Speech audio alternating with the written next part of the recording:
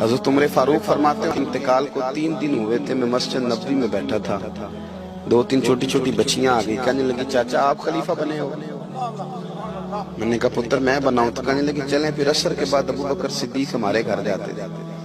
میں نے کہا پتر آپ کے گھر کیا ہے؟ کہنے لگی ابا فوت ہو گئے، بھائی کوئی نہیں، ہم نے نا بکریاں رکھی ہوئی، وہ روز عصر کے بعد آتے تھے، بکریوں کا دودھ دھو کے ہمیں دے جاتے تھے، کچھ پی لیتی تھی، کچھ بیچ کے گزارا کر لیتی۔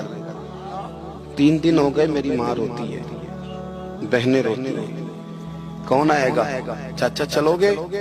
تو حضرت عمر کی تو داڑھی پھٹ گئی آنسو آنسو، چادر اٹھا کے کندھے پہ رکھی، بیٹیاں آگے آگے، عمر پیچھے پیچھے۔ ایک صحابی رستے میں ملے، عمر کہاں جا رہے ہو روتے ہوئے؟ عمر اور روئے، کہنے لگے یار کیا بتاؤں، ابو بکر صدیق رستہ بڑا مشکل کر گیا میرے، اس کے رستوں پہ چلنا اتنا کٹھن ہے، اتنا مشکل ہے